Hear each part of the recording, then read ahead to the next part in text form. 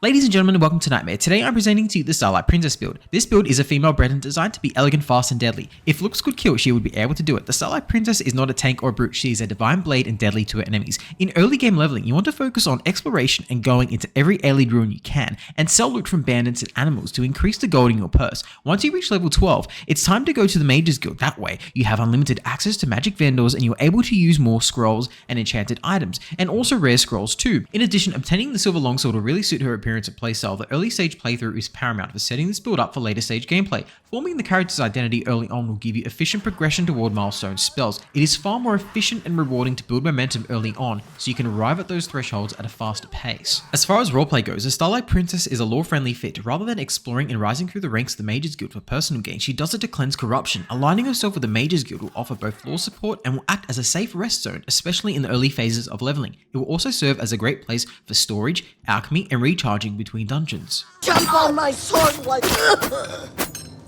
You can alternate between light armor and heavy armor, so the build has versatility in protection and is a buffer against any type of physical damage with the exclusion of magic. It also offers unique tactical advantages since heavy armor is best for direct combat and durability, whilst light armor is ideal for stealth, speed, and stamina conservation. For instance, in dungeons or stealth runs, you want to go light, and in arena fights or crowded ambushes, you want to go heavy. To get the best of both worlds like the Starlight Princess, equip 2 pieces of heavy armor and the rest is light armor. This way, both skills get XP. The magic skill you want to focus on is Illusion. By prioritizing this skill, you unlock Spectral Form and Immobilize. These game-defining combos are perfect for silent control tactics like surprise attacks when you use Spectral Form, and Immobilize is best used for locking enemies in one place. And to create more attack windows, switching between these spells gives this build full control over when and how combat begins and ends. A method that I use to level up fast while stacking up lots of cash is to return to bandit respawn points after waiting 24 to 48 hours. Since bandits level up with you, it's always convenient to pay them a visit and to sell their loot to vendors on repeat. If you do this enough times, each time you clear out a dungeon or alien ruin, you can walk out with lots of coin. In fact,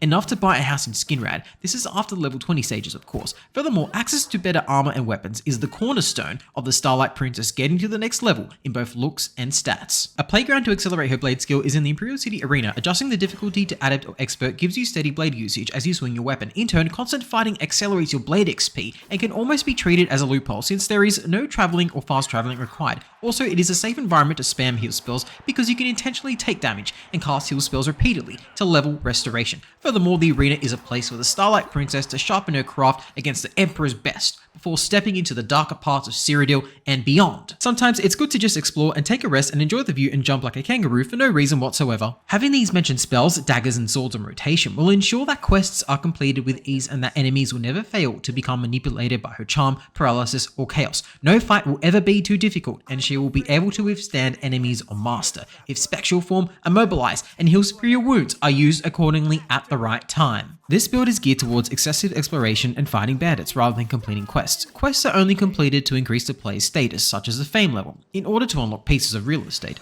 I prefer Skinrad. Therefore, consistently looting bandit drops further enhances the character's roleplay experience and playstyle, not to mention the mercantile skill. For Blade, I often switch between a dagger and a claymore to experience the best of both worlds and their drawbacks. I prefer the dagger since it matches her identity as a light-footed battle mage. I defer to the claymore to either kill monsters or fish. The glass claymore is treated as a secondary weapon all the time. It really suits her when she is dressed in glass armor. It goes well with her eye color and face. In total, the Starlight Princess is quiet, calculated, and beautiful. Her aim is to remain untouched and to strike critical damage to her foes with her looks and blade with the best gear and spells at her fingertips. I hope you enjoyed this video. Don't forget to like, comment, and subscribe. If you have any questions or have any builds that you want me to make, please let me know underneath in the comments below.